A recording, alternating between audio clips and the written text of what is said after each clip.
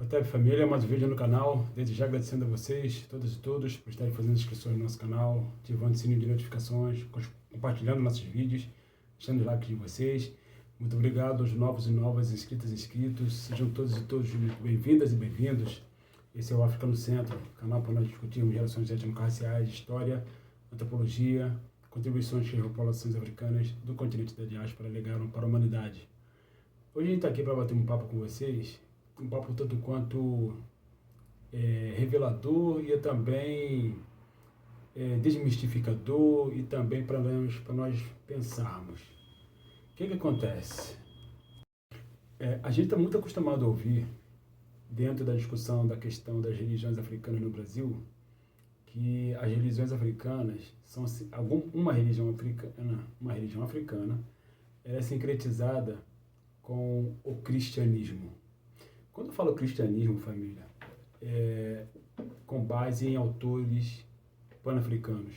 Quando eu falo em cristianismo, entre aspas. Por que eu estou dizendo isso? Porque o Cheikh Anta Diop, na obra dele, A Origem Africana da Civilização, Mito ou Realidade Histórica, diz, com todas as letras, a obra está disponível aí para quem quiser ler, está em PDF, está traduzida, que o monoteísmo em toda a sua abstração, o monoteísmo em toda a sua abstração já existia no Kemet milhares de anos atrás. Dito isso, se vocês quiserem fazer uma pesquisa comparativa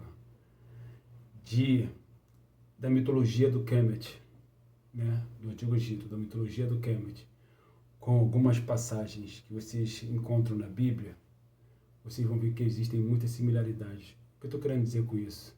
Estou querendo dizer que as raízes históricas, as raízes do cristianismo, as raízes históricas do cristianismo estão no continente africano. Eu não estou falando do catolicismo, não. Não estou falando do catolicismo, não. Tá? Por que eu estou falando isso? Eu não estou falando do protestantismo também, não. Catolicismo, vamos deixar uma coisa bem enegrecida aqui. A palavra católico, ela vem do grego universal. O catolicismo, ele surge na Itália, melhor dizendo, no Império Romano, há 2000 anos atrás praticamente, né? Pouquinho menos que isso, pouquinho menos que 2000 anos atrás. Por que eu estou falando isso? Porque foi só por volta do ano 300 depois de Cristo, ou 300 da Era Comum, que o imperador romano Constantino, ele resolveu estabelecer que os seguidores, o culto dos seguidores de um homem chamado Jesus de Nazaré, fosse efetivado, né, reconhecido como a religião oficial do Império Romano a partir daí.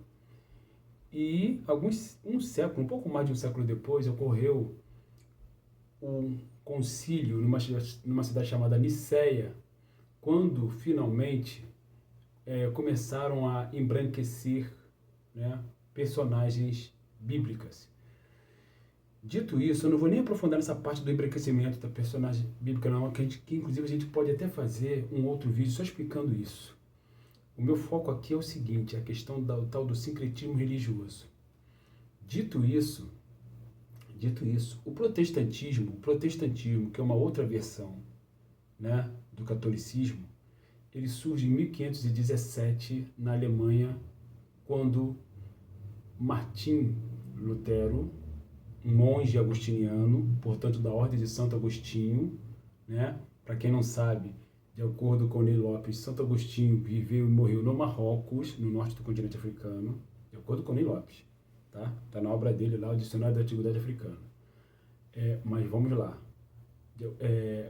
Esse Martinho Lutero, né? Ele fundou o protestantismo. Quando eu falei protestantismo, é porque historicamente seus seguidores foram chamados de protestantes porque eles fizeram protestos contra a condenação de Martinho Lutero por ele ter se insurgido contra dogmas da igreja. Dogmas como a usura, a venda de indulgência, a obrigatoriedade da missa ser rezada apenas em latim e não nas línguas nacionais. No caso, ele queria que as missas fossem rezadas em alemão, porque Martinho Lutero era alemão, né? E também Martinho Lutero queria casar E o casamento de padres na Igreja Católica era proibido, né? E aí ele funda um novo segmento. Esse segmento tem muitos adeptos burgueses, porque os burgueses encaram nessa nova versão de religião uma forma de fugir dos impostos da Igreja Católica, porque vocês sabem muito bem que burgueses não gostam de pagar impostos, né? Então recebe muitos adeptos da burguesia alemã, posteriormente da burguesia holandesa, posteriormente da burguesia francesa. Tudo isso está documentado, né? Mas o ponto não é esse. O ponto é a questão sincrética. Dito isso, é muito comum a gente escutar por aí que a Umbanda ela é sincretizada com o cristianismo. E aí, no caso, o cristianismo versão católico, né? É importante salientar que o grande Amadou Hampâté-Bâ, nesta obra aqui, né, Amukulel, o Menino Fula, onde ele está falando, por exemplo, da sua própria experiência no continente africano, Amadou Hampâté-Bâ diz que todas as religiões africanas acreditam no Deus primordial único. Para os Dogons, ele é Ama, o incriado, o infinito. Ama, que é uma transliteração de Amon, Amen, cultuado no Kemet. Amen, o Deus primordial de Kemet. A palavra Amém é falada até hoje dentro das igrejas católicas e protestantes. Guardem. Para os Mocis, de acordo com Amadou Hampâté-Bâ, esse Deus primordial é Vunan. Para os Yorubás, de acordo com Amadou Hampâté-Bâ, esse Deus primordial é Olodumare, né? Para os Bantus, esse Deus primordial é Nzambi-Mpungu. Então, as populações africanas, desde a mais remota antiguidade, creem no Deus primordial único. Significa dizer que as religiões africanas, ou melhor, sistemas filosóficos africanos, sistemas filosóficos cosmogônicos, sistemas de pensamento africanos, né? A espiritualidade africana crê num Deus primordial único. Lembrando que a humanidade surge exclusivamente no continente africano e se propaga para o mundo inteiro, de acordo com Cheikh Anta Diop, na obra dele, Nações Negras e Cultura. Lembrando que o Kemet é a primeira civilização da história da humanidade. Lembrando que Amon, era um deus cultuado em Kush e também em Kemet, diga-se de passagem. Dito isso, uma outra informação importante é que Cheikh Anta Diop nos diz que o culto de Xangô, o orixá da justiça, começa em Kush e também se manifesta na costa oeste africana, por conta das migrações milenárias que as populações africanas empreenderam. Uma outra questão fundamental é que, ao serem escravizados, sequestrados e trazidos para o Brasil, particularmente, né, as populações africanas reproduzem aqui o seu modus operandi da sua visão filosófica cosmogônica. Eu estou falando de visão filosófica cosmogônica e não usando a palavra religião, porque a palavra religião vem do latim religare. Religare significa se religar. Você só se religa a alguma coisa que você desliga. E você precisa se religar a essa coisa. Os sistemas filosóficos africanos, a espiritualidade africana, ela está indissociavelmente ligada à nossa vida cotidiana, à nossa vida terrena, à nossa vida material. Então a gente não é religião. Nós somos uma outra questão fundamental.